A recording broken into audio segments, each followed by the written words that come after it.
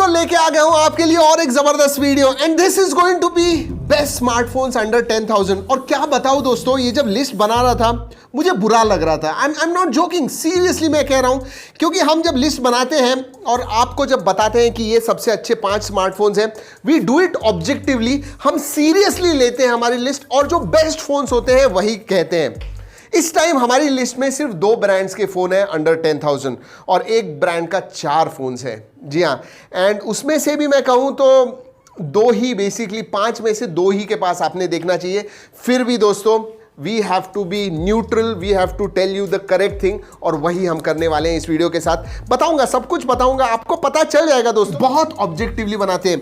एक तो बेसलाइन रखते हैं कि भाई ये जो फोन्स हैं उसके अंदर कम से कम दोस्तों 5000 मिली एम्पीयर की बैटरी होनी चाहिए, बड़ा डिस्प्ले 6.5 इंच का HD प्लस डिस्प्ले कम से कम होना चाहिए, 3GB रैम 32GB स्टोरेज ये कम से कम होना चाहिए, और सबसे ज्यादा इंपॉर्टेंस एक फीचर को देते हैं वो है परफॉर्मेंस। जी हाँ, मैं देखता हूं कि सबसे पहले परफॉर्मेंस कैसा है, उसके बाद में सब चीजों के पास देखता हूं, उस हिसाब से हम रैंकिंग करते हैं, उस हिसाब से लिस्ट बनाते हैं। तो ये जो लिस्ट है दोस्तों, अंतुतु स्कोर 1 लाख के ऊपर कम से कम होना चाहिए। So these are our base lines. और दोस्तों जैसे हमेशा करता हूं, 5वें नंबर का पहले बताऊंगा और सबसे पहला वाला जो है लास्ट में बताऊंगा, और आपको बताना है दोस्तों कमेंट सेक्शन में कि भाई आप अग्री करते हो हमारी इस लिस्ट के साथ, अगर नहीं करते हो क्यों नहीं करते हो। तो दोस्तों जो 5वें नंबर पे आता है वो है अभी अभी जो लॉन्च हुआ है Realme C12 8999 का ये फोन है। इसमें दोस्तों G35 Helio G35 प्रोसेसर आता है, 6000 मिली एम्पीयर की बैटरी है। That is the big thing कि इसकी बड़ी बैटरी है, 2 दिन तक आराम से आपको जाएगी। जी हाँ, फिंगरप्रिंट सेंसर है, माइक्रो USB पोर्ट आता है, फास्ट चार्जिंग वगैरह नहीं है, बट बाकी सब ठीक ठाक है, और इसकी वजह से ये 5वें नंबर पे आता है।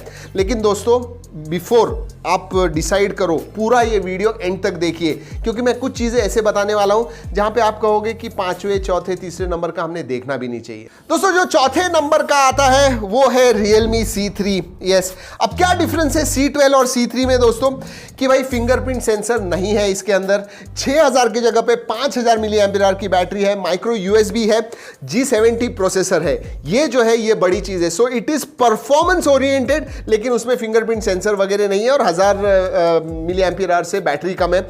एक छोटा सा सेंसर, 2 मेगापिक्सल का सेंसर भी कम है, डुअल कैमराज है, और अगर आप C12 के पास देखते हो उसमें ट्रिपल कैमराज है पीछे की तरफ। बाकी कुछ डिफरेंस नहीं है। प्राइस दोस्तों 8999 वही प्राइस है, सेम।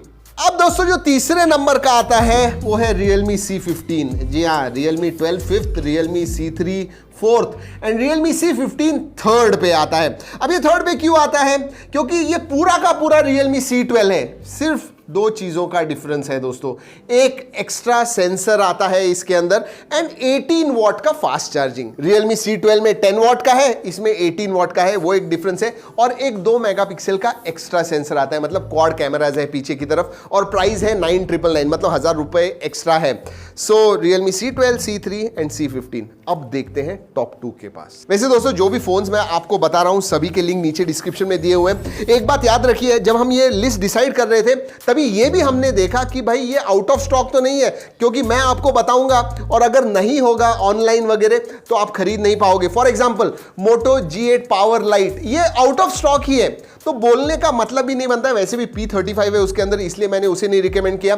बाद में बहुत सारे Infinix के भी फोन्स हैं दोस्तों, लेकिन वो A25 P22 इन प्रोसेसर्स के ऊपर है, और जैसे मैंने बताया परफॉर्मेंस बहुत ज्यादा है। So that is the reason, यही सब कुछ सोच के दोस्तों हम ये लिस्ट बनाते हैं, और इसीलिए दोस्तों 2nd नंबर पे आता है Realme Narzo 10A। जी हाँ, ये भी Realme का ही फोन है। और दोस्तों इंटरेस्टिंग है, Narzo 10A के जगह पे कोई क्यों Realme C12 या C15 लेगा मुझे पता नहीं है, क्योंकि इसकी प्राइस भी दोस्तों 8999 ही है। यस, इट इज 9000 के नीचे, और इसमें आपको G70 का प्रोसेसर मिलता है, 5000 मिली एम्पीयर की बैटरी मिलती है, एंड माइक्रो USB है, 6.5 इंच की IPS HD प्लस स्क्रीन, वैसे ही जैसे C15 में है और C12 में है वैसे ही सब कुछ है, but with G70 better processor. So and price is same. पता नहीं दोस्तों, I really don't know why, लेकिन मैं कहूंगा आपको कि Realme C12 एंड C15 के जगह पे Realme Narzo 10A is a whole round package, और उसी प्राइस में मिल रहा है। It's a no brainer. Undoubtedly दोस्तों नंबर 1 पे आता है Redmi 9 Prime, the best phone under 10,000. क्यों? I'll give you a reason. सबसे पहले 6.53 इंच की FHD plus full HD plus screen आती है इसके अंदर. 5020 मिली एम्पियर आवर की बैटरी है. फोन 18 वॉट को सपोर्ट करता है, लेकिन इन द बॉक्स आपको 10 वॉट मिलता है, बट USB टाइप C है. बाकी सब फोन्स में माइक्रो USB आपको मिलते हैं. पीछे की तरफ दोस्तों क्वाड कैमराज है, 13 मेगापिक्सल प्लस 8 प्लस 5 प्लस 2, तो क्वाड कैमराज भी आते हैं. और सबसे इंपॉर्टेंट बात दोस्तों, इसमें G80 प्रोसेसर आता है. यस, नार्जो 10A में आपको G70 मिलता है, बाकी सब में आपको G35 वगैरह मिलते हैं, C3 में G70 मिलता है, इसमें आपको G80 प्रोसेसर मिलता है. ज्यादा डिफरेंस नहीं है, but it is slightly better. And all this package at 9,999, undoubtedly number 1 in my list. वैसे दोस्तों आपको Realme C12 एंड C15 के बारे में बता दूं, अभी तक सेल पे गए हुए नहीं है.